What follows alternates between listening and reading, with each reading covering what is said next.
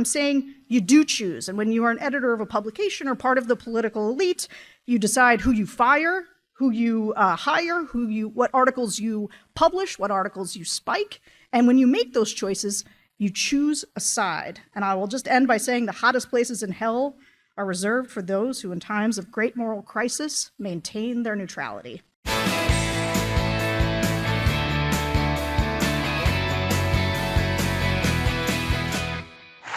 I'm Peter Suderman. I'm going to be your moderator tonight. In full disclosure, I do work at Reason.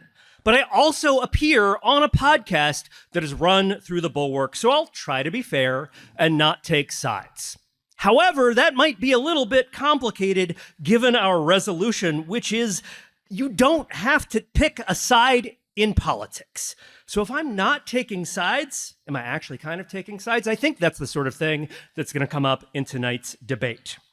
Now, because this is a debate, there will be a winner, and that winner will be decided by you, the audience. The way this is going to work is there are going to be 2 votes. The first vote, you've either already voted or you should vote right now, and then there's going to be another vote after the debate happens, and the team that wins will be the team that moves the most number of people towards their position. So if you have not yet cast your vote, please follow the instructions on the screen and vote now. As you do that, I want you to think just a little bit about the resolution before us tonight. What does it mean to pick a side in politics? We are gathered here this evening in Washington, D.C., where national politics is dominated by 2 political parties that are constantly asking you to pick a side. When Americans go to the voting booth, most of them pull the lever for one of those 2 parties, and in the vast majority of races, one of those 2 parties wins. Fundamentally, voting in a democracy is about picking sides. The very structure of American politics all but forces you to do so. And if you decide not to, are you throwing away your influence? Are you abdicating your democratic responsibility? Are you just shrugging your shoulders and saying, it doesn't really matter who wins? But then there's the flip side of this. Doesn't picking a side make it harder to hold politicians accountable? It's often said that politics is a team sport.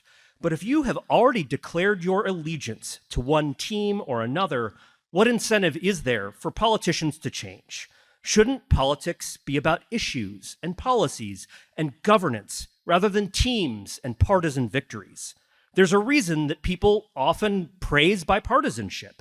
Americans tend to like it when politicians work together for better policy and better government rather than against the other side just so that their own team can win.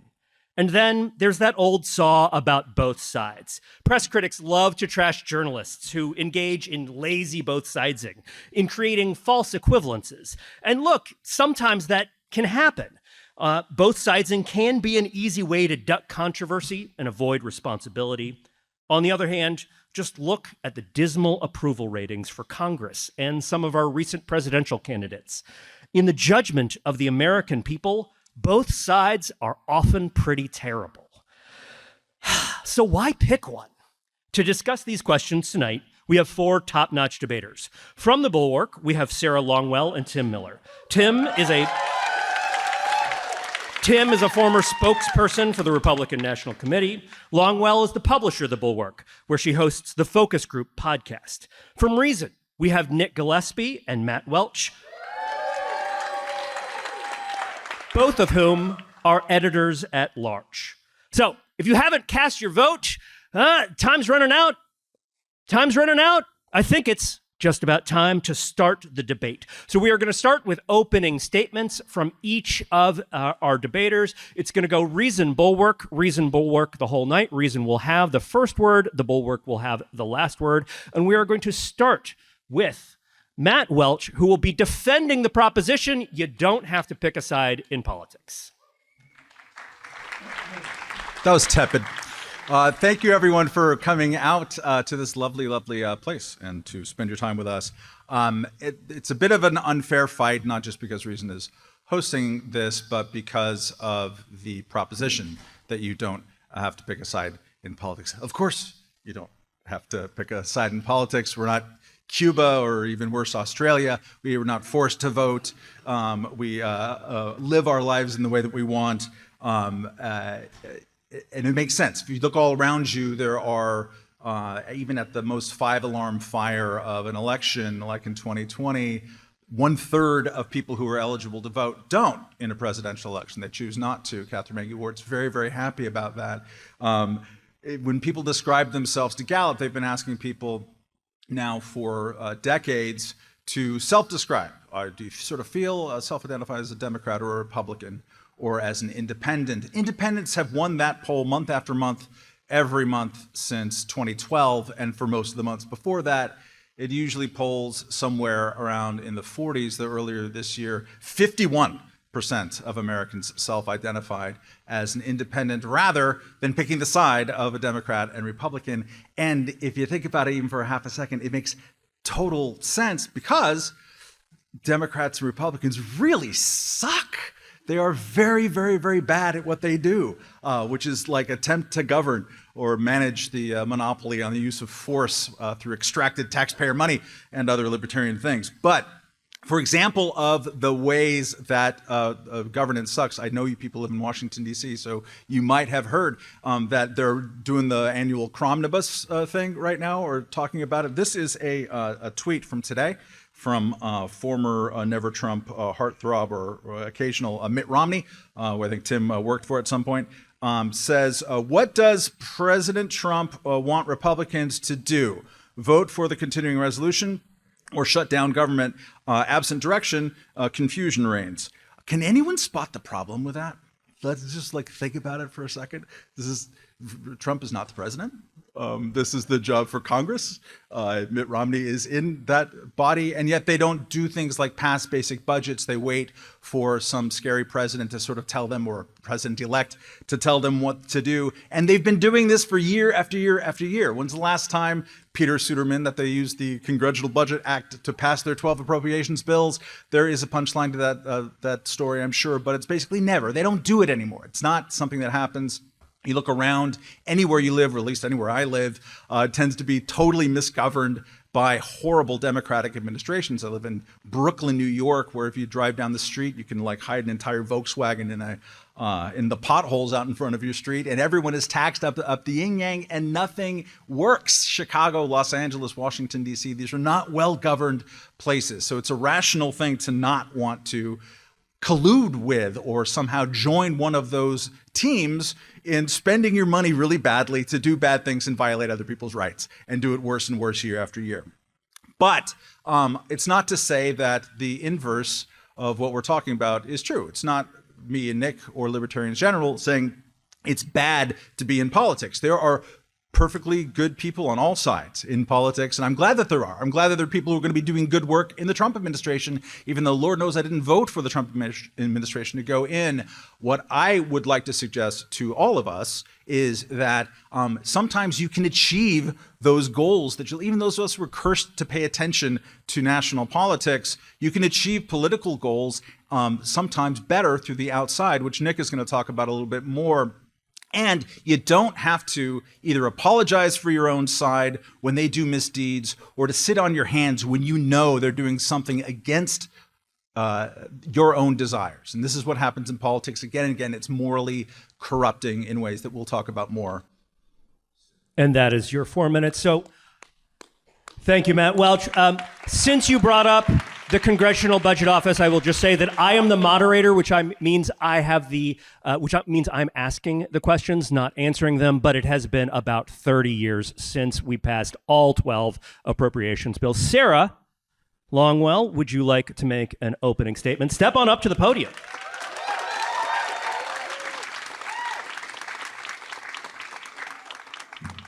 I don't usually have notes for things, but I do this time. I read this to Tim before we got started, and he told me it was too mean. So I dialed it back a little bit. We'll see. And actually, look, I actually kind of agree with you that I don't think voters have to choose. I listen to voters all the time. And one of the things I do, anybody who listens to the stuff around focus groups knows that I am a big defender of what people call somewhat derisively low information voters. Because I believe that people should be able to go out and live their lives and not have to be obsessed with politics all the time, right? And if they decide that a quick scan of the candidates, choosing between them, neither one is going to materially make a difference in their life, then fine, they don't have to choose. But if you're a close political observer, or say, editor of a magazine devoted to politics, with a clear lens of liberty and freedom, I think you should be capable of an accurate threat assessment with regard to which candidate would do the greatest harm to the freedom agenda. And look, I'll admit, I was always kind of a libertarian myself. I mean, then I grew up, but like I was a libertarian for a while. Sorry. Just kidding. And to be fair, I was sort of more like a right-leaning independent who thought that I was, nominally pro-choice. I was definitely pro-weed, and I was definitely pro-gay marriage, and I went and got one. So that made me sort of a libertarian when I was young here in D.C. And I think where libertarians get in trouble is that they know perfectly well that Donald Trump presents the greatest threat to freedom and the American Constitution we've seen in our lifetime. And I'm just going to throw a few at you just in case you don't believe me. Tariffs and hostility toward free trade, corporate subsidies for favored industries, which is anti-free market. Trump wants to strengthen qualified immunity and bring back stop and frisk. We hate that, libertarians. Deploying the military to suppress opposition and generally trying to crack down on protests, attacking the free press. He's suing a pollster because he didn't like her poll and threatening to pull broadcast licenses. Also hate that, libertarians. RFK's nanny state and food and health. When I worked in Washington, D.C., we call it the nanny state big brother. We were super against those things, but now we take the Democrats and we install them in our government to do those things. These guys are, Trump is generally supportive of right-wing culture war issues, like, we're against drag things, these free expression things against trans people. He's increasing the national debt with spending increases. Donald Trump, everybody, they looked at it, and Trump was going to double the amount that he was going to raise the debt over Kamala Harris. He says he's going to execute drug dealers without trials. I mean, Kamala was a cop, but Trump says we're going to execute drug dealers without trials. So cool. Letting states ban abortion rights, cozy relationships with dictators who are complicit in global repression, deporting millions of immigrants via raids, weaponizing federal law enforcement to go after his enemies. He's doing that with Liz Cheney right now. 1-year prison sentence for burning American flags. I definitely thought we were free speech as libertarians. He wants to expand executive power and limit checks on his authority, said he would suspend the Constitution straight up, and then lied about the 2020 election and tried to overturn an election. So that's just to name a few of things. Other than that, how is the show, Mrs. Lincoln?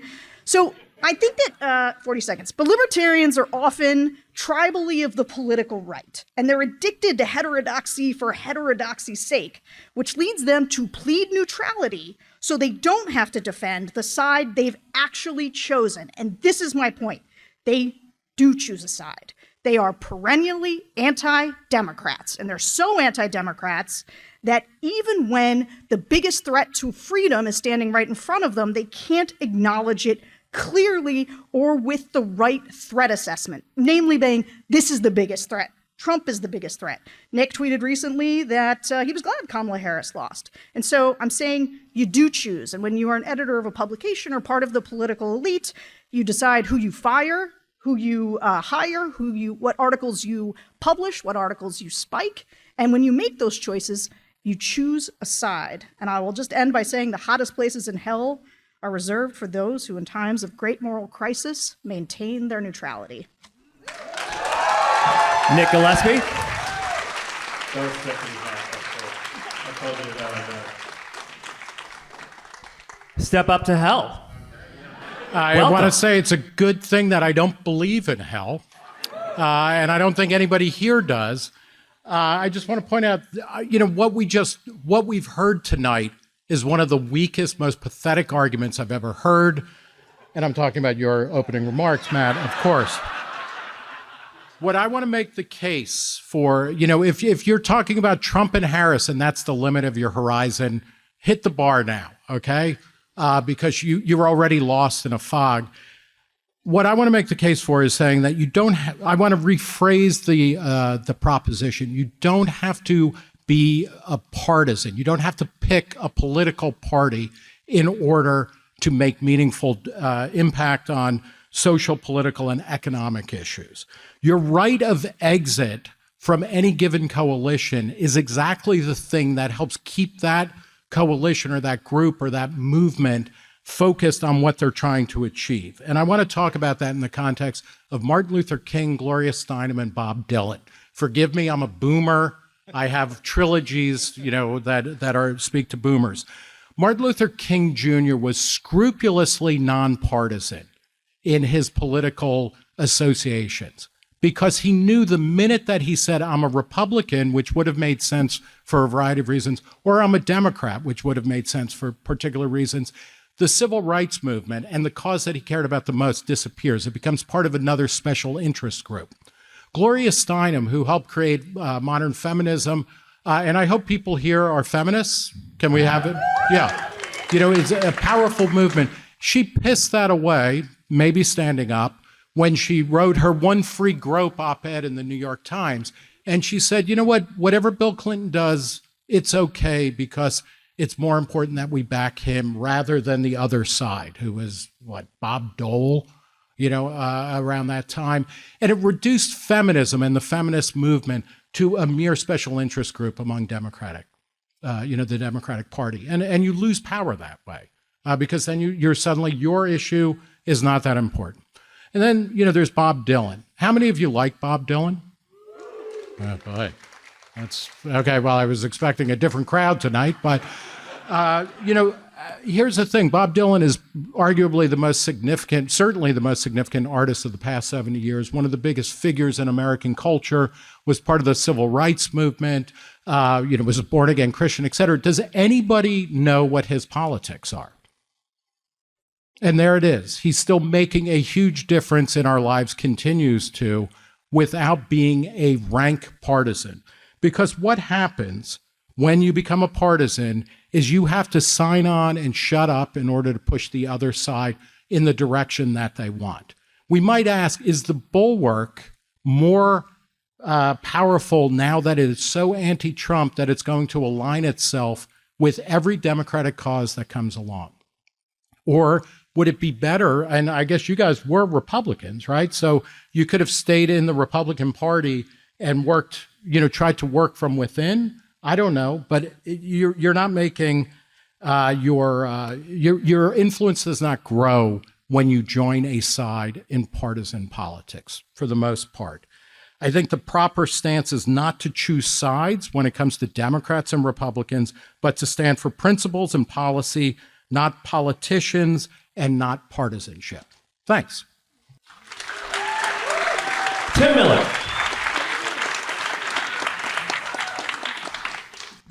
Feels like you clapped louder for Sarah. That's okay. I love being at the Howard Theater. I had some great jazz brunches here back in the day when I lived around the corner. This is an awesome venue. Thank you for hosting us. I also love libertarians, by the way. Libertarians are so cute. They're so cute, talking about the power of the state and all of the terms, and I really do. I enjoy libertarians, and I was excited about doing this debate because I like to have fun. And when I heard, when Peter told me about the premise, I was like, this is so silly and frivolous and libertarian. Like, I don't know, I can have a couple drinks up here and we can talk about this. Because the reality is that grown-ups in politics have to make a choice about things. Politics is not about our self-actualization. It's not about, deciding to feel good about oneself. It is about the process by which we organize our society. We organize our society to best ensure that our fellow citizens are able to live and prosper and achieve their dreams and be free. And that's what we have to do. We get together and we create these systems, and these systems are imperfect and they're kind of broken, and often they suck. They suck in Chicago and San Francisco, as you point out. I live in Louisiana. Let me tell you, not knocking it out of the park with the government down there. Potholes, not great. All right. So the systems suck. You end up with choices that aren't great. But if you want to have a say in the process, you have to pick a side. It doesn't mean you have to be a tribalist. It doesn't mean you have to unapologetically be on one side. I mean, last year I voted for a Republican that was running for governor of Louisiana that was obviously going to lose because he was running against a worse Republican. But I chose a side in that race. In the presidential election, we obviously chose a side, and I thought that As Sarah pointed out, one of the options was very clearly unacceptable. But in local elections or mayor, for your city council, sometimes you're like, I don't know.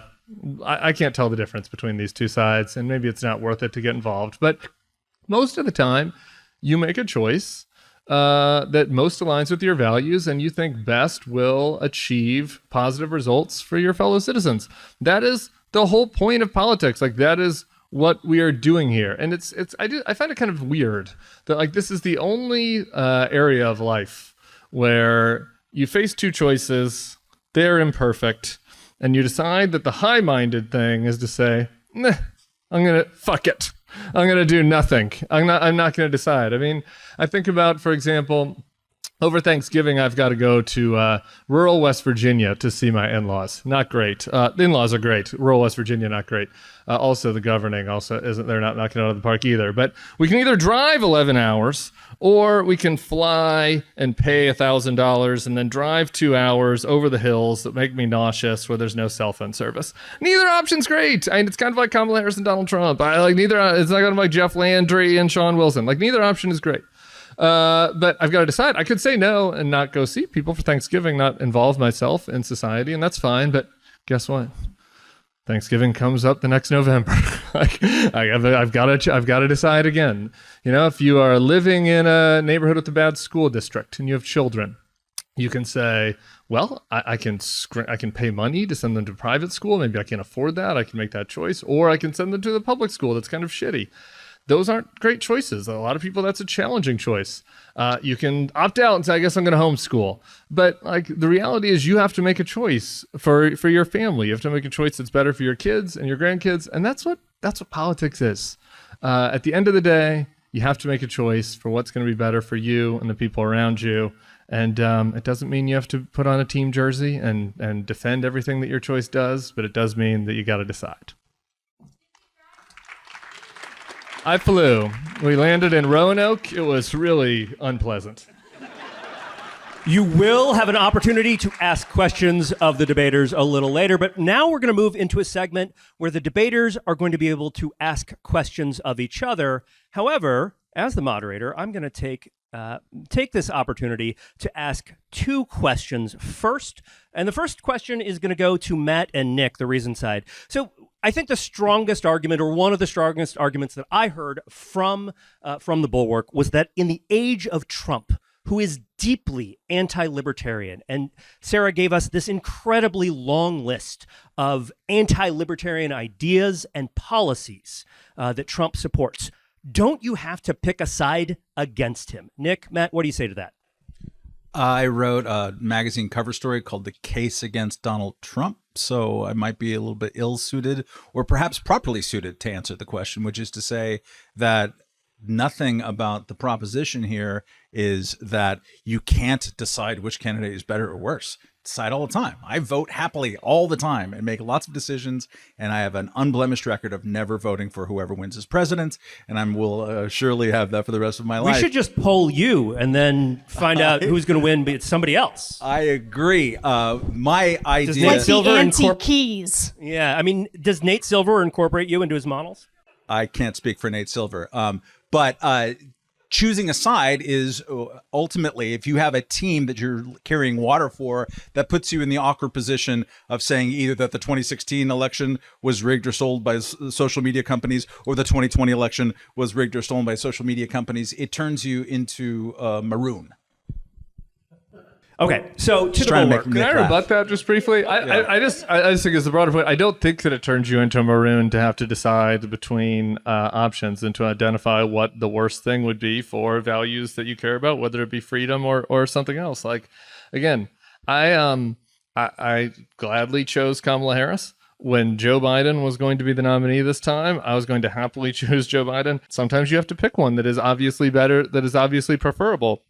I think Joe Biden was very selfish to decide to run again. I think he has made some mistakes I really disagree with. And yet it was pretty easy. I criticized him publicly. I wasn't like, oh, I love everything about him. We said this publicly all the time. Well, this may, I don't know if this fits into the constraints of the topic or whatnot, but the fact of the matter is like, yeah, you can vote for whoever you want. If you decide to be, if you pick a side and you become a tribalist, which seems to be the case of Republicans and Democrats now, that they are like, okay, I got to buy all in. No, you can't brook the orthodoxy of the party, which is one of the reasons why Joe Biden was running, even though it was clear that he was past his ability to function. I mean, he I guess he's still a president, but it, you know, if we actually lived in a world where instead of picking sides and saying, we've got to win the next election or else extinction, there probably would have been a different Democratic candidate. And also after he was unmasked as unfit for office, there would have been some kind of Democratic primary or something like that. So to get back to this question of nobody's saying like you shouldn't vote, or I'm not saying you shouldn't vote. I love voting. Like Matt, I have an unblemished record of never voting for anybody who wins at any level of any election, going back to my third grade vice president, you know, election. But it doesn't mean you don't participate and you don't vote and you don't voice things. But it's, you know, one of the reasons this election was so screwed up is precisely because people pick sides and were like, no matter what, I've got to beat Donald Trump, so I'm going to stick with Joe Biden no matter how long and how hard I have to drag him into the podium. Yeah, I mean, I don't know that there was anybody who was losing their... You guys got some Bulwark and people here. To the point of much of their annoyance, nobody yelled louder about Joe Biden deciding to run again than I did, because it was all over the data that voters didn't want him to. And so the idea... and I mean, it's interesting. I think Matt and I might end up agreeing more than I thought we would, because I don't think what we're talking about right now, or I did not take this proposition to mean that voters can't sometimes decide that they don't like either option. I took it really to mean, what is our responsibility as people who other people look to for political analysis and judgment? And my beef with sort of libertarians in general is, I think because they have been tribally of the right, they found themselves unable to go hard against their tribe, actually. And I think they got boxed into a place where they felt like they could criticize Trump enough for some CYA, but not to actually say, and this is where I guess I don't understand your point, Nick, because it feels like, look, if we're talking about McCain, Obama, yeah, man, either way, right? Choose who you want to choose. I think the question is whether or not we decided that Donald Trump was something different, whether or not there was something unique about the threat that he posed. I would say, and now, Matt, you did do a little bit of like classic both sides, because I don't feel like 2016, I didn't have to say that Donald Trump won because of, what did you say? I don't remember, but it was because of a Russian YouTube operation or Facebook or whatever. That's a novel argument that you just came up with, right? Yeah. We haven't just spent 8 years of hearing about Russia all the time, right? That Russian interference is the reason that Donald Trump won, or the Electoral College, or whatever. But this is where those you things sort of happen. What? What did you say? I mean, Russia did interfere in the election, and he did lose the popular vote significantly. So like those things happen. Are people not allowed to say that? But also, like, we weren't there being like, Donald Trump's not president, and you know, none of us, nor did Democrats. I mean, they did #resist, but they weren't like, we're going to march to the Capitol, storm in there with guns, and carry the banner of our leader Donald Trump while we do it. And so I think that the sort of very weak both sidesism is a plague of folks who are tribally of the right and who lost the ability to, for the sake of their audience, be able to distinguish between something that was uniquely bad and uniquely a threat to your wheelhouse. Yeah, I disagree with you, because I'm not of the right. I recently went to an event in Greenwich Village with Donald Trump and badgered him about the amount of money that he added to the debt before COVID. And that doesn't even get into the fact that his COVID policies were disastrous. He's the reason we locked down. He disowns the vaccines that he helped produce in record time. I'm not, of the right, and I'm not covering my ass. Yeah, but so, and Donald Trump presents unique challenges. He's a horrible human being. He is probably going to be something of a disaster, but he is not an extinction level threat. And if that is what we're going to hinge everything on, is that Donald Trump, uniquely among American presidents, is the person who's going to bring it all down. I mean, that is on you guys to explain why that didn't happen the first time. Well, how do you know he's not an extinction level threat? I guess I would say this: if we got a little DeLorean and flew back to 2014, and we all came here before Shaw had totally gentrified, and we met together at a bar, and I said, Nick, I have this photo of you. I have this photo for you, and it was a photo of of Trump flags over the Capitol building, smoke above over the Capitol building, cops being just like this attacked by people waving American flags, the blue line or Confederate flags. I showed you a series of photos, and I was like, this will happen in 5 years from now. If we elect Donald Trump, you would have looked at me like I was an insane person. You would have looked at me and been like, no way. And then I'll say, get this. It'll happen, and then he'll run again, and you won't pick a side. No. Why you don't would have been like, Tim, no way. No way that could possibly happen. So you're definitely reaching the plurality of American voters who voted for him and said, hey, you know what, Tim, I'm not trying to convince everybody. I'm just trying to tell you what happened, man. I'm just trying to tell you what happened. This is what happened. Okay, so we are about halfway through this segment, and it has been dominated by talk of Donald Trump, and that's appropriate. I understand. You invited the Bulwark. Yes, Literally because we invited Bulwark. Could have invited somebody else. Could have invited Mother Jones. Talked about climate change. I'm so glad you're here. I'm so glad, Tim. This is exactly the energy I wanted, but I also want to think about this. We could have talked about cancel culture. Oh, man.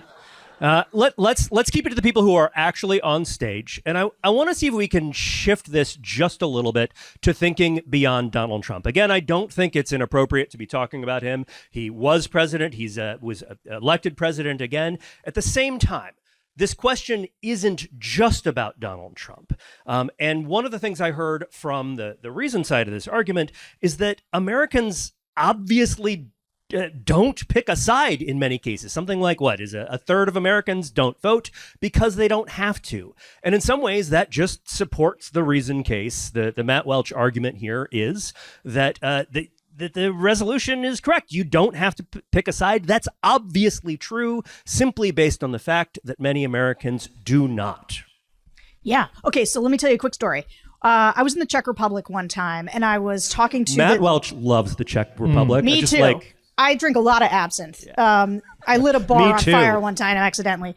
But when I was there, we got to go and meet some of the senators, right? And I was very young. I was still a libertarian. We were there, and I got to talk with a senator, and she said, I knew that it was after the Velvet Revolution, and she's like, I knew that we had reached a stable place when the number of people who were voting went down. And if you think about it, I move in a lot of democracy circles, and they're always like, oh my God, people don't vote and it's terrible. And I'm like, actually, voting's as high as it's ever been. Do we think things are going better? No, we don't. Because the reason that people are voting at such high rates now is because they think things are existential at every level across the board. And so I don't think that it's more voting is representative of us being in a better place. I do think that an unwillingness to admit that Donald Trump presented such a unique threat that it was worth taking a side sort of is at the center of this debate, though. Yeah, I guess, and I would just say it is axiomatically true that you do not have to pick a side. So maybe I've conceded the debate already to the other side. So yes, like random people don't have to pick a side. But what do you do now? Donald Trump won, so what do you do now? Well, do you fight and do you like push your causes? Yeah. So you're on this side of the debate. Nobody here, I haven't heard you, Matt, say, well, Donald Trump won, so now I'm going to become a devotee of Donald Trump or his coalition. And I'm not going to become a devotee of the Democrats or their coalition. I think one of the ways of thinking about this, you brought up sort of like what is the role for people who are editing political magazines or who are hyper-focused on this stuff, as all of us are in some way or another. I, being of a more libertarian mindset, don't like to tell people what their role should be, but I would like to defend my own, which is to say that it is journalistic. I find you have been saying that libertarians are, and like reason itself is sort of a default right wing. I like Nick, just reject that. I don't come from that. That's not where I said you live in the tribal space of the right. Yeah, I don't. I live in fucking Brooklyn. I mean, intellectually, like your people. But no, intellectually as well. I wrote a book in 2008. There's a safe election to be on the right. I wrote a book called, or the magazine cover for Reason was "Be Afraid of President McCain," was what my contribution to that. As someone who's interested both in ideas and for having a sense of protection, similar to yours in one sense, like citizens should engage in self-defense against the people who would use power against us or in our name. So that exploration for me is done best if I am open to everyone's experience and I am not inhabiting the role of telling people who they should vote for. I'm very happy, and Reason has done this forever, since 2004. We're like the only publication who does it. We go through who the staffers are voting for, all their terrible votes. I love that article. It's like, I voted for my acid dealer. Yes. I am voting for Cornell West. That was the one vote I didn't waste. Vermin supreme all the way down. In a way, it is picking a side. But there is some role to be had when you don't lose your mind all the time in in partisan politics and the hysterias thereof. You can keep your wits about you and describe the actual threats as opposed to the imagined threats. And the actual threats many times are worse.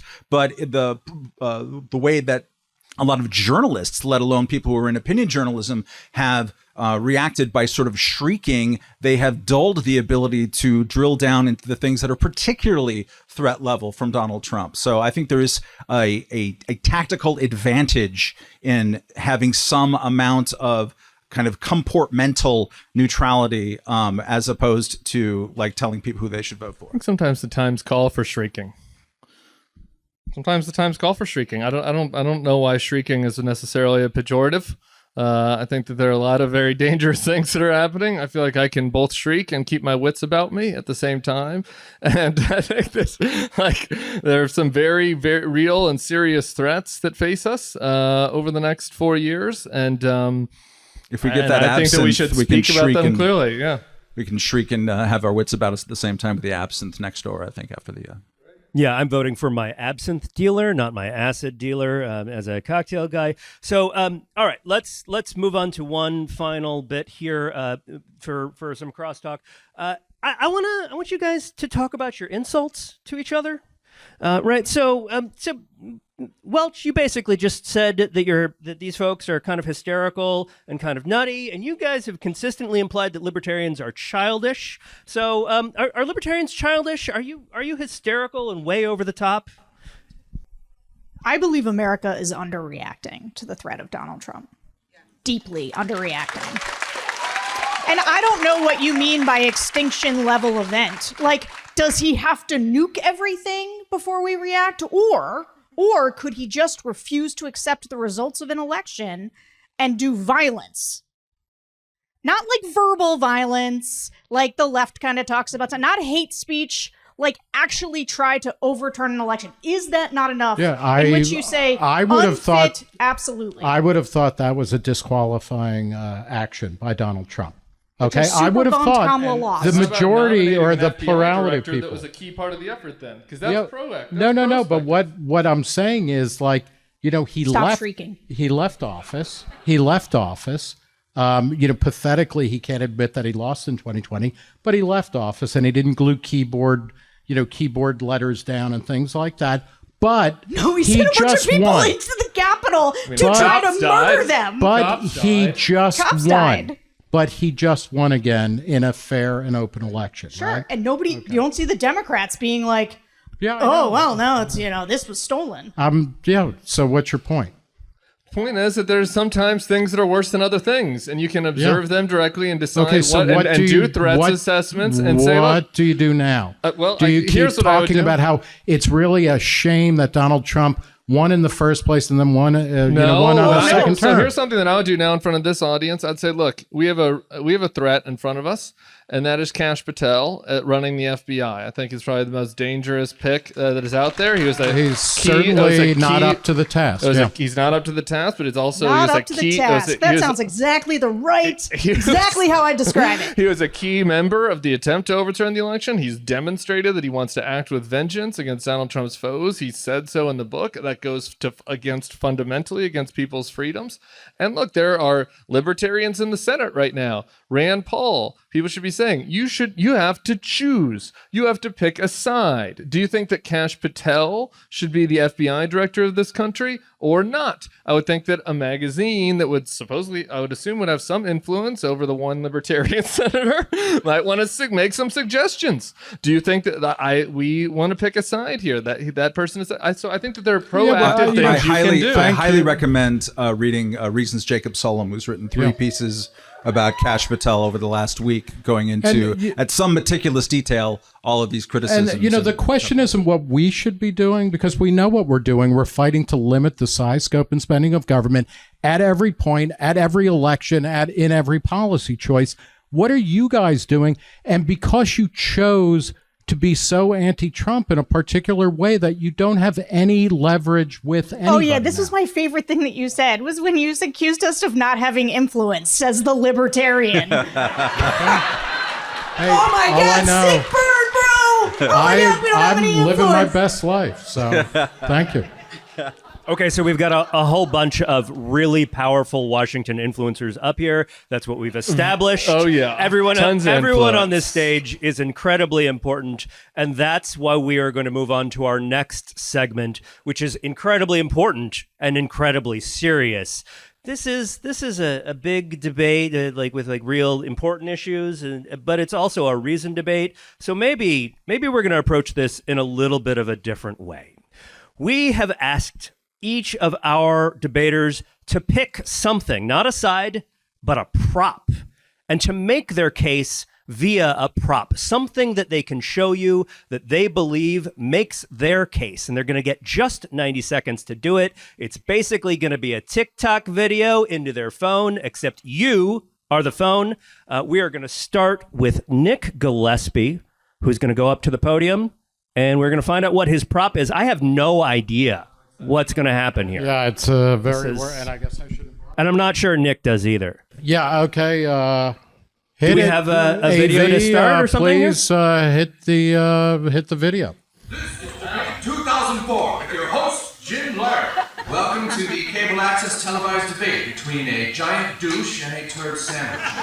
We'll start with giant douche. I learned that I better get used to having to pick between a douche and a turd sandwich because it's usually the choice I'll have. He's going to vote! He's going to vote! He's going to vote! Let's get out the vote! Let's bring up what's his head! We've been given the right to choose between a douche and a turd. Democracy in action! Put me to the test! Big fat turds to the douche! Let's do that thing!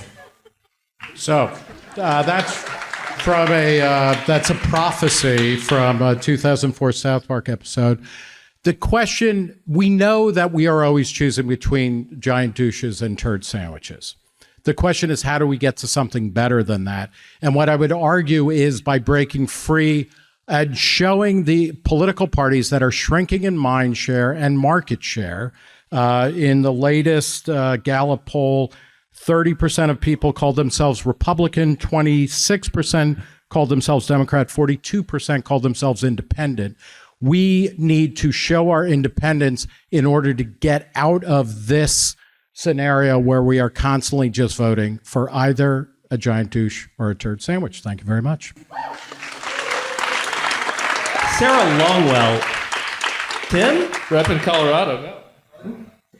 Sarah Longwell, do you have a prop? Oh, I see where this is going. Sarah's just Guys. bringing heat tonight. I don't know if you guys recognize these.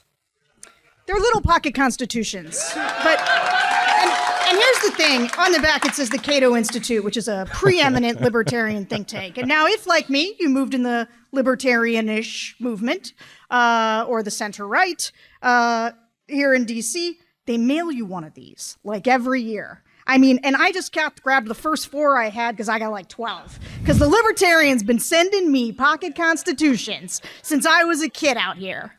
And I watched, and it's so funny, next clip, it's about 2004, when that clip made sense. Because now we're talking about a shit sandwich with glass and arsenic in it versus like chicken that's not that good, right? That's the choice. And so I don't know. I think a sentient being can make that distinction, number one. Number two, to have people so devoted to the Constitution that they mail you this thing. And me, liking it so much, I kept them all. Only to have Donald Trump come in and they went,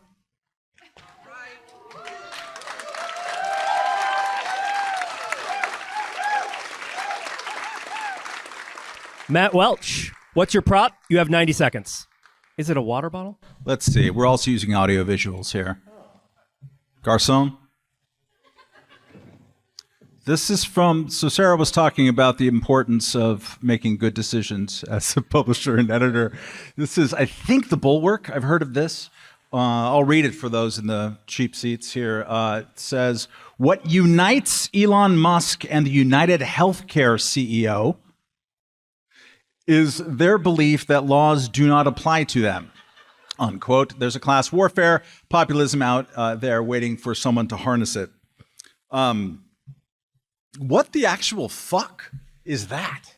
It's sort of a rhetorical question. What that is your brain on brain rot politics. This is when you're doing either trolling out there trying to get clicks successfully, whether they're hate clicks or love clicks, or Jonathan Last actually believes that there is a useful comparison between Brian Thompson and Elon Musk, because we don't like Elon Musk now and Brian Thompson is dead is very difficult. I only got to the paywall part and I couldn't go further afterwards. This is what happens to people when you get into a life and death struggle about politics in every breath. Has Elon Musk, to show someone here, has he gotten smarter since he's decided to get into politics? No. Has Rob Reiner gotten smarter since he's gotten more involved in politics? No. This is where people go.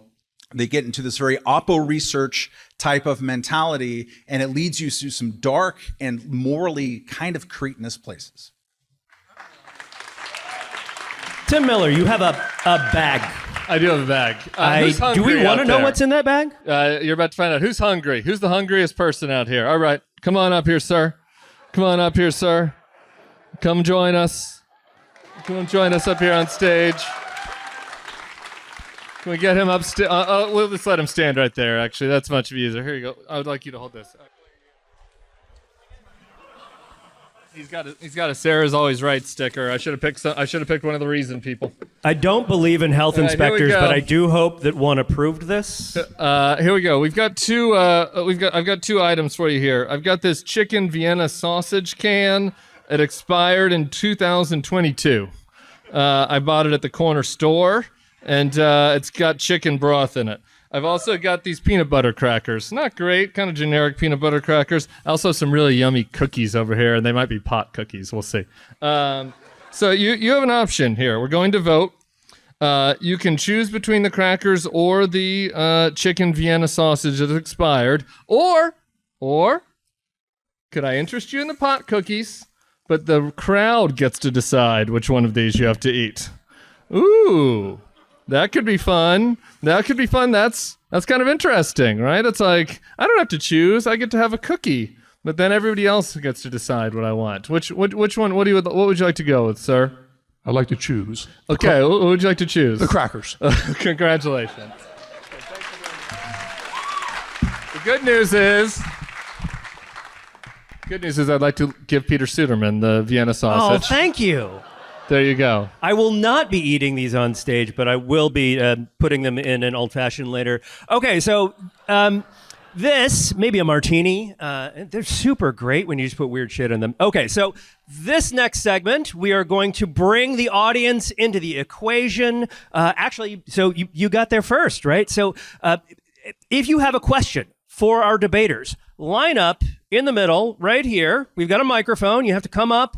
You have to come up and speak your question into the microphone. Can I just ask, is anybody get those cookies? We'll see how you Not you, Nick. We'll see Not how you you. behave, Nick. We'll see how All you behave. right. I see how it's going to be. All right, let's start with some audience questions here. Sure. My question for the Bulwark is, would you change your position if our choice in November had been the South Park choice of Trump versus Biden? My question for Reason is, would you change your position if the LP was a viable political party capable of winning?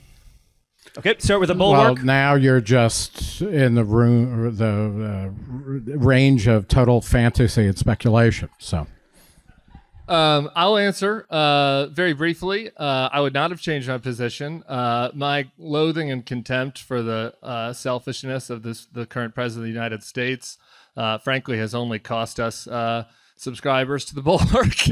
Usually gets people throwing tomatoes at me, but he still would have been vastly preferable to Donald Trump for all the reasons that Sarah Longwell laid out, and he had a capable vice president. If there's the world's dreamiest libertarian, if Javier Milei comes down here, he's the current world's dreamiest libertarian, I would be enthusiastic to vote for him. I would probably write nice things about him, and I would not take a side because I'm a journalist. I don't take sides. Next question. How would that work? Can Just I ask like a that. quick follow-up? How would you enthusiastically support and write about somebody that you I didn't find say really support. great?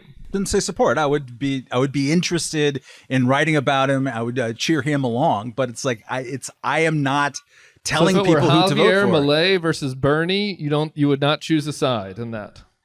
no, but when Javier Milei did something stupid, you would point it out. Okay, but is that the knock on us? Because anybody who listens to the Bulwark will tell you we do plenty of knocking on Democrats when they do something stupid. It's the deepest theme after Donald Trump is definitely very bad.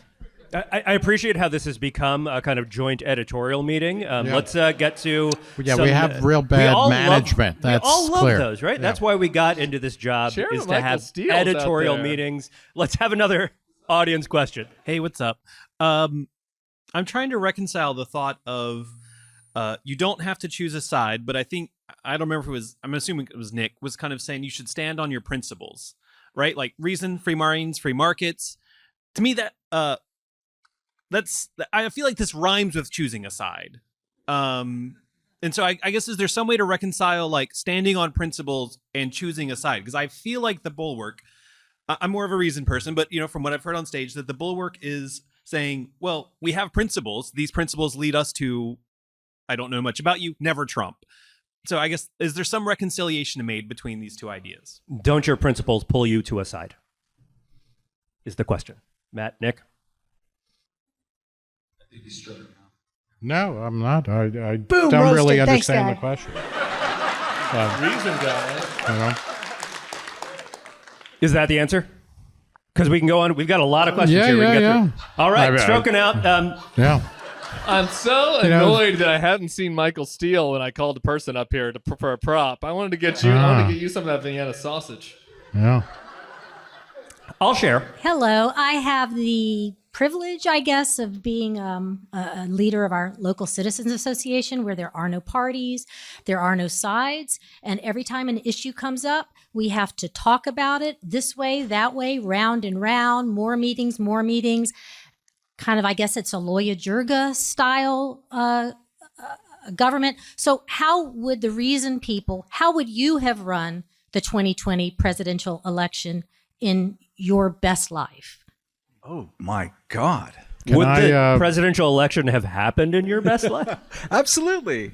I mean, that is such a impossible to imagine thing. But I just don't understand the difference between we're going to organize ourselves, there's going to be parties, they're not great, we're going to have to choose one or the other. I'm versus happy there for- is no organization, there are no parties, we're all going to do what we want to do. I like the sound of your meetings, except for the part where there was meetings in them. Everything else sounds really great. So we're just going to have tribal warfare. No, and no, who no, has no, the no. biggest stick. That's the way we're going to decide. No, there are political parties. There should be political parties, and I should not join any of them. That is been my view my entire So life. you again will just be left with what everybody else mans up and decides, you're going to live with it. Well, again, I live in this case in Brooklyn, New York, so I can vote, and I do very vociferously as much as I can. And I even sometimes talk locally, even sometimes at those types of meetings. And my vote doesn't really move the needle on anything because Democrats are 95% of my neighborhood. But I vote and I try and I do whatever I do. But I'm not a member of a party, and I don't think that it is. I think it's perfectly fine to not be a member of a party, to not have a natural inclination to join one, to sit on your hands while your own party does things that are against your deeply held beliefs, which a lot of people who work in professional politics do. Oftentimes people who worked in Republican politics for a long time sat on their hands when there was the gay marriage debate that Sarah Longwell was talking about earlier, that they just sort of, even though they wanted this to happen, we're not going to talk about it. I want to avoid that. Reason has been in favor of gay marriage since it has existed in 1968. I think our first editorial was in 1971 on the issue. I find it more potent to be talking about those ideas and those policies without calculating whose team I am on or I am not. And therefore, my voice is not going to be silenced for even a little bit. I'm not going to hesitate. I'm going to be happy to talk to people who support those things, happy to criticize people who don't. And then on the next issue, we'll change teams again. But so That's you're not saying to tell go from anyone side else. to side based upon what Issue your to beliefs issue, are? yes. Okay. We have another question. I would have traded Sarah for her had I known that was an option. Yeah, hi. I've got a question. She was good. She nailed him to the wall. Yeah, I've got a question for the you don't have to pick a politics side. I might be misunderstanding the proposition, but for those average Americans who are not, civil rights leaders or musicians or editors of a publication or a think tank, by not joining a political party or registering as a Democrat or Republican in the primary process, are you not actively diminishing your ability to have a say in politics in your local community? And if joining a Democrat, becoming a registered Democrat or Republican is somehow not picking a side, how is it not picking a side? And are you not actively contributing to diminishing your own say in politics? That sounds like a Rush lyric expanded into a bigger thing. No, I don't. First off, we are talking about this explicitly only in terms of politics, which is a big problem. I know when I meet somebody, if they define themselves, you say, who are you? What are you interested in? And they say, I am a Democrat or I'm a Republican in the top three, you're in the wrong conversation. We need to get away from politics to the greatest degree possible. But you're saying you need to pick a party and then work exclusively through that. That just is a bad way to organize your life, I would argue. And it might mean I don't have as much say in the Republican Party or the Democratic Party, but I still write and I still vote and I still do things that will give me a voice and an ability to express myself and hopefully have some impact on what happens in my communities. If I may, just to interrupt Matt mostly, when you look at issues that matter, things like gay marriage, things like marijuana, or ending the drug war and incarceration of people, school choice and things like that, these things operate at a pre-partisan level. And when they become successful and when they become effective, civil rights movement is certainly like this, they are either pre-partisan or transpartisan or nonpartisan. And those are the things that change things. Not the whether civil rights movement was nonpartisan. Yeah, I mean, not in these states. That would have been news to MLK and George Wallace that they weren't picking a side, that there weren't sides on that. Back then the parties.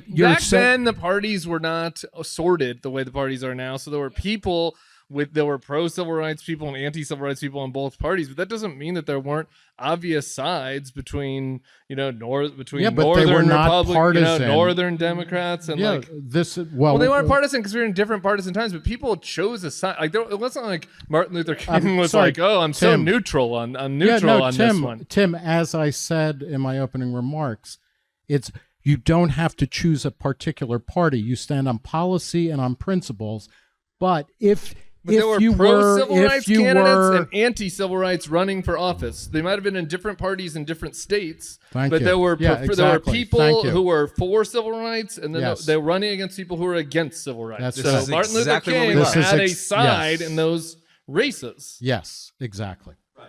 Okay, Thank you. I think we've got a bunch of exactly's here and a long, long line of people who want to ask questions. Well, I feel bad because everyone's asking the reason side here, but I have another question for the reason side. But just address This it is to great. the I Bulwark. just wish Well, I had a cigarette up here while I was listening to them. you want a Vienna answer. sausage? I hear they're...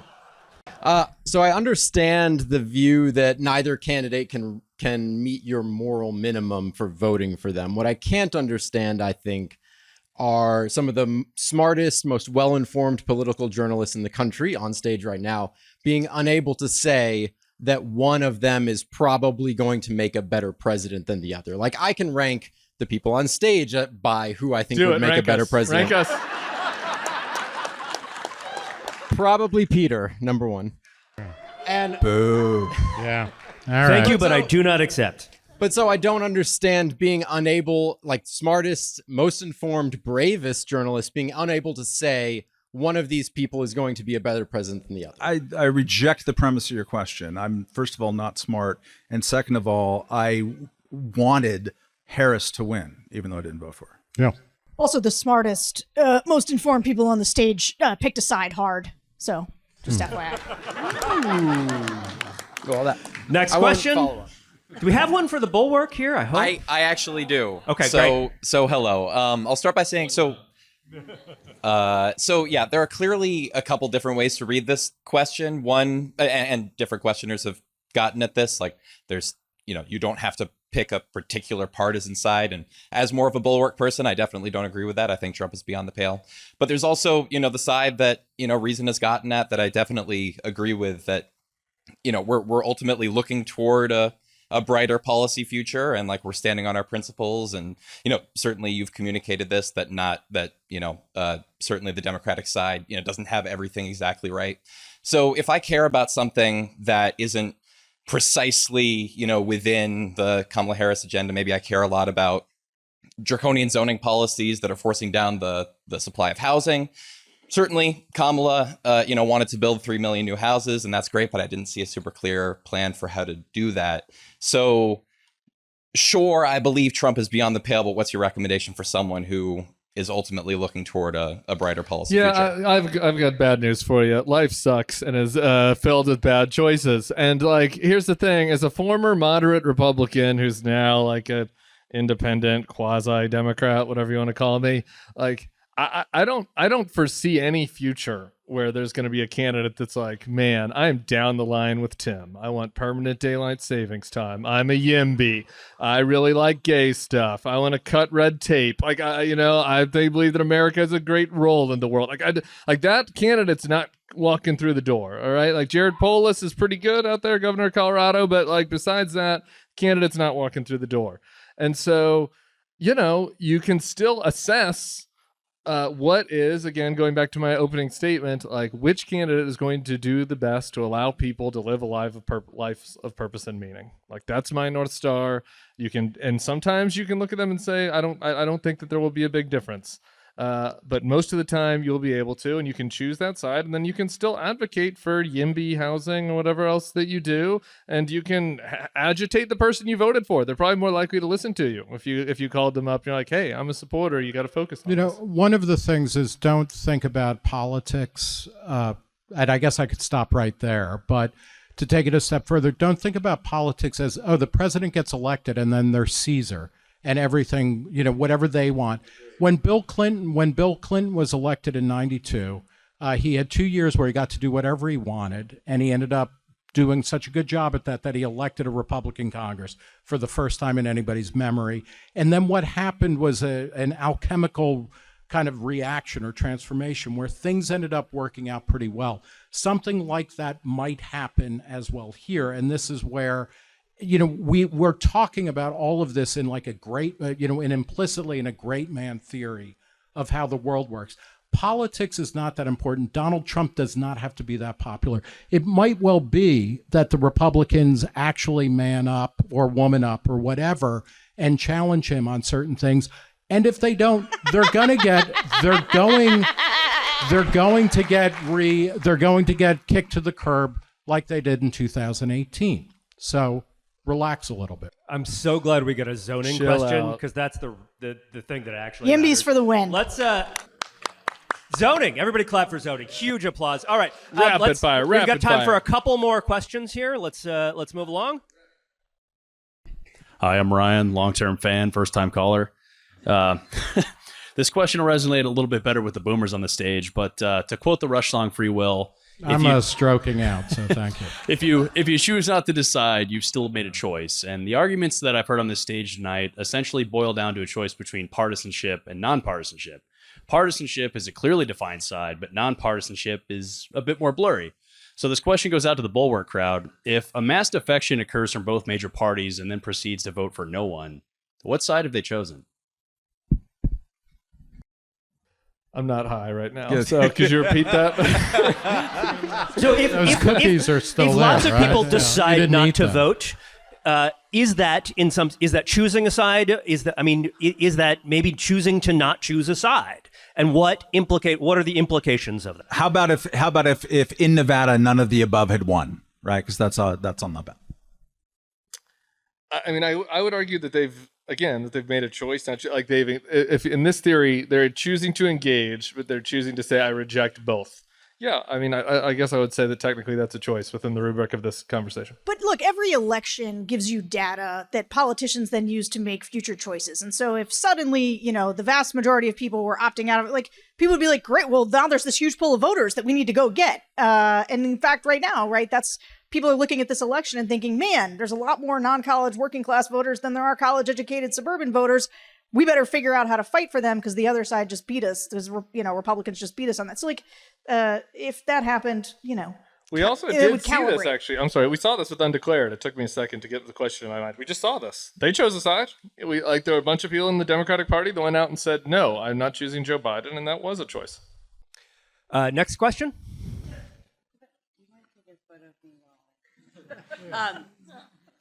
Hey folks.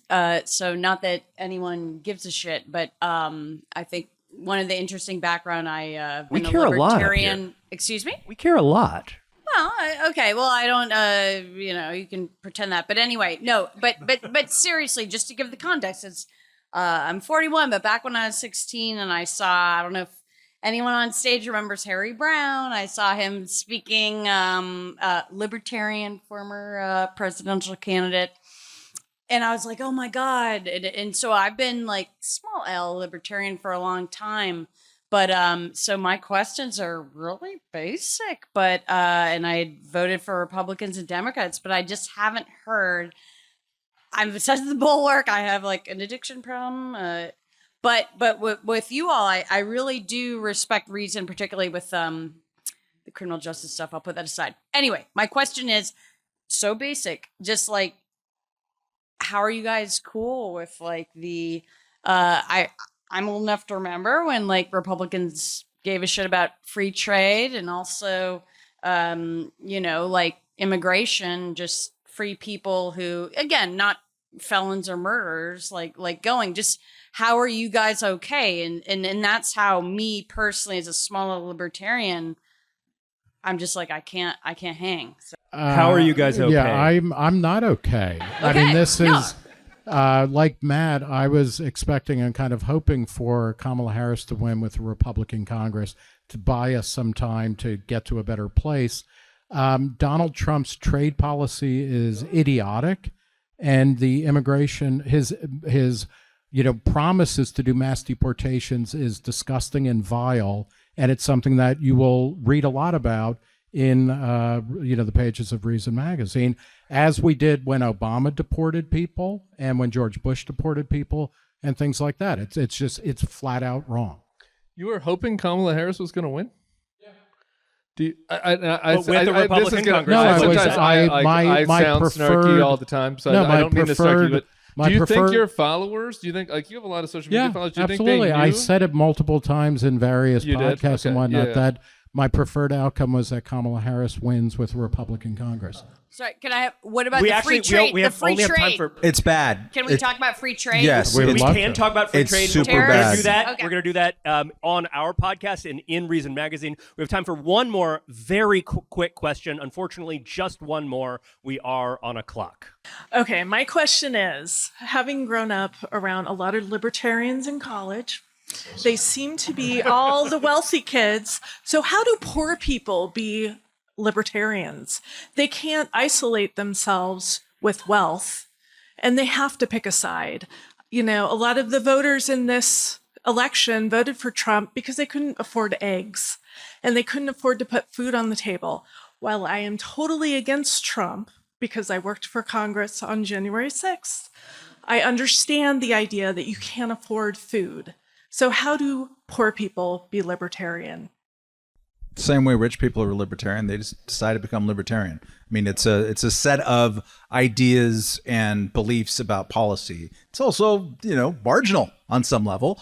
Libertarians are never a huge part of the electorate, but one of the stories that libertarians like to tell, and Republicans back when they used to talk about this stuff, back when these guys were Republicans, is that free trade, to go back to the last question, has lifted more people out of extreme poverty over the last 35 years than anyone has ever seen in the history of the world. And that is an unvarnished, great thing that we don't talk about nearly enough. And so liberal ideas, meaning the classical liberal ideas, have been the best poverty eradication program ever. So I don't see any conflict in that. And just as a quick follow-up, I'm a libertarian because I grew up lower middle class, not in spite of that.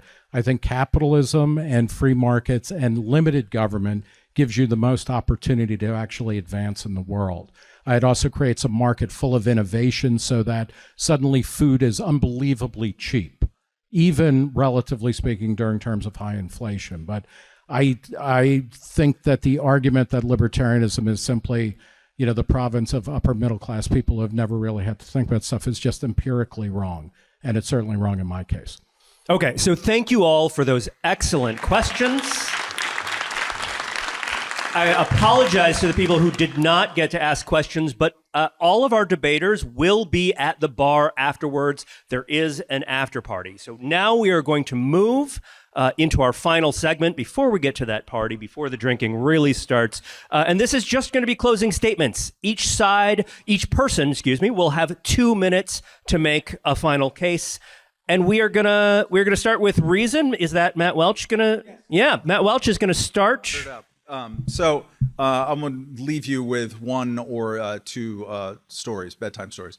One is about a very successful billionaire, one of the most successful billionaires in the country, who fashioned himself as a philanthropist, which he was and is, and also somewhat of a philosopher, thinking a lot about Austrian economics and kind of big ideas. He even published kind of a book of his own, Sense of Philosophy. And he'd been a big, multi tens of millions philanthropist in policy causes, but had long said that I don't want to get into the politics of it. I don't want to choose a side in politics because it reduces my effectiveness, and I worry that it's going to make me dumber. Well, president is elected, and the president that he sees as, this could be an extinction level event for American democracy. We're going to see the bubble of American supremacy popped, and this is a bad thing. So he decided suddenly to throw a ton of money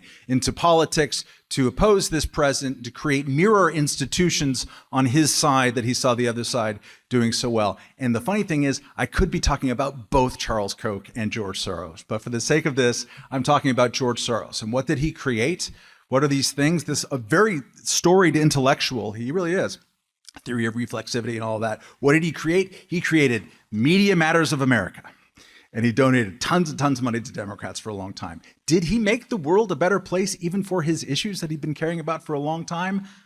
I'm not so persuaded that it made him smarter. I think it actually made him dumber and it made his activities less interesting. Last story, very short, is there once was a badly governed city called New York. People were mad. They thought, we need to get Democrats out here. I'm just going to back whatever Republican is going to have an R on his or her jersey. Let's go. Let's do this. And that is why we got, for at least a short little while, a congressman named George Santos. So that type of thinking is how you get some really, really bad people. Thank you. Tim, closing remarks. Thank you guys so much for having me. Are you going to show us what's in the bag? No, it's just cookies. I've been a little bit of a smart ass tonight because I do think some of this is a little silly, so I'm going to be earnest for a second first. And the thing is, like, I do like politics. Nick is pretty. I wish I was as cool as Nick, and I kind of affect not caring about politics sometimes in order to offer that cool, but I'm a Model UN dork at heart. Like, I care about politics. I care about government. That's why I do this. That's why I wake up every morning and talk about it every day. That's why I worked on campaigns and volunteered on campaigns. So I text my friends about it even when I'm not working. And I just think that it's important that we all do the best we can to try to make things better. And we're not all going to agree on what that looks like. I certainly don't agree, I think, with a lot of even my own podcast listeners about what the best way for government to look would be. But I think that it's really important that we try to engage in civic discourse. We try to make our society a little bit better. We try to protect people's freedoms. We try to have a positive influence on the world. And I think by having an affected distance from that, you remove the ability to make a difference. You're not going to make a difference every time. Sometimes people are going to vote for people you didn't like, and you could argue or act or work or try, and people could reject you. But luckily, at least for now in this country, you get another opportunity to do it again and again. And I think that right now we're facing a very, very serious time. And I hope that the threats are not as serious as I assess them to be, but I worry they are. And I think that this is not a moment to not pick a side. It is a moment to pick a side. And frankly, I think it's absolutely critical that people pick a side and get involved. And I thank you all for having me today. Nick Gillespie. Thank you all for coming out, and thank you guys for arguing. We'll continue it later. Thank you, Peter, for organizing this, and Matt, whatever. So, no, but to follow up a bit on what Tim is talking about, it's exactly because I want to make a better world, and a world in which we're all more free to live the way we want, talk the way we want, dress the way we want, and get on with our lives outside of politics. So politics is never going to be the be-all and end-all. And societies that suck are the ones that are where politics is everything. We want to get rid of that. And one of the best ways to do that, in every part of our lives, we're debundling things. How many of you cut your cable cords? Because, you don't have to buy $200 worth of channels in order to watch the one or two or three things that you want to watch. We're debundling all the time, and it's time we do that with our politics. I don't want to join the Republican Party because I want slightly lower taxes, and then that means I also have to vote for a flag-burning amendment. I don't want to be part of the Democratic Party because I believe in abortion and reproductive choice, but then that means I have to be against school choice. It's like, no. If we continue to play the game where we say, in order to make a difference, in order to matter, in order to be serious about our lives, we have to go whole hog and pick a team in politics, we are just going to get bigger, and I'm trying to remember this right now, it's like we're only going to get more giant turds and bigger douches, or however it works. That way madness lies. And, think about the 21st century, which is kind of mind-numbing that this, is what some of us, or at least people as old as me, dreamed about. I was going to be cool in the 21st century. And instead, society gets more and more politicized, and we get worse and worse candidates. That's not an accident. And the way that you can fix that is by not taking partisanship as the be-all and end-all and the summit of how we engage to make a better world. Thanks very much. Sarah Longwell. Take us home. So there's a couple of us up here on stage that were Republicans. And now we talk about why you shouldn't vote for most Republicans. And I think that's a pretty nonpartisan thing to do, because you shouldn't pick a team. I agree, where you feel like you have to then be on their side for everything. That's stupid. That's brain dead. But you do have to decide that there are a bunch of ideas that you stand for, that there are values that you stand for, that there are things that really matter. And then you should defend those things. And I remember being like in high school and or college, and teachers would sort of pose the question to you, well, what would you have done during the Holocaust? Or what would you have done during the Civil Rights Movement? And I've always liked to think that in a time of moral crisis, I would understand how to choose between right and wrong, that I would be able to see it clearly. And I feel like there has been a lot of people on the right through Donald Trump's tenure that have done whatever they can to obfuscate, to brush away, to downplay the noxious, toxic, soul destroying force that Donald Trump poses. And I want to fight that. You ask what I'm going to do. I'm going to continue to fight that all through. I'm going to continue to fight what Trump's doing. I'm not going to fight what he says. I'm going to fight what he does. But I am going to continue to fight it. And so I became a conservative and liked libertarians and read Reason magazine and have lots of friends that have gone through Reason all these years because I was on America's side. Like, I wasn't really on a partisan side. I thought Republicans were better at liking America and defending, because everybody kept mailing me those pocket constitutions. I thought, surely these are the guys who want to defend the Constitution. But then I watched an entire political movement that said it was committed to ideas lie down for this guy and forfeit their intellectual credibility and not stand up at the moment that it mattered. And I will never stop condemning people for that. And so I choose America's side. That's the side I'm on. And I think you should be too.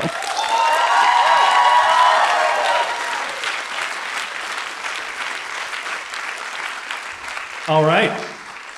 So this is now the moment in this debate when you, the audience, have to pick a side again. So you're going to vote a second time, and remember, the winner of the debate will not be the team that has the most support or the least support, but instead it will be the team that moved the most people towards their position. And so please get out your phones. Wait, hold on. Just by choosing to vote, haven't we already won? Think about it that way. I don't know. Bring the guy up with the closing arguments are done. With the blunt. We can take this up at the bar. It's time for you all to vote. So get out your phones and vote. The instructions, I hope, are on the screen behind me. I think it's just a text message. While you're voting, I just want to say thank you so much for coming to this very first edition of Reason Versus. You guys were great.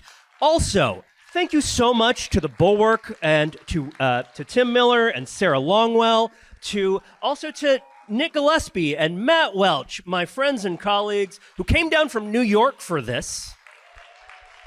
To the Arthur N. Roop Foundation, which provided support for Reason for this series. Okay, let's find out what the results for the initial vote were, right? So we had 30% for the resolution, you don't have to pick a side in politics, 45% for you do, and 25% undecided. Look at all the double haters. And now we're going to find out what happened after the debate with a second vote. I'm going to storm the Capitol if you guys pick Nick. I'm going to let you know that. I am going to be... When we find out, we're going to give a prize here. And that prize is going to be delivered by the one and only Andrew Heaton. So we're going to bring him out. Going to be at 4 Seasons Total Landscaping, demanding a recount. The chicken sausage is looking better. The whole point was to increase the drama here. All right. So there's And the Bulwark is the winner, moving 21% of the audience towards their side. You guys win. What do you win, Andrew Heaton? You win, Andrew Heaton. You've got a trophy with some balloons and we win getting rid of him. What skills does he have? Why does he get the medal? Yeah, take that thing off of him. You guys can divide the prizes however you want. Oh, One I thing see. the balloons are for is that at the after party, which we're all going to go to very soon, you're going to be able to find out where the Bulwark people are because there's going to be big balloons hanging out above them. All right. Do people at Reason have lice? I don't know. I haven't hung out with the libertarians in a while. Am I should I be concerned about the hair? I would like to thank the audience for making good choices. Thank you. Thank you all so much.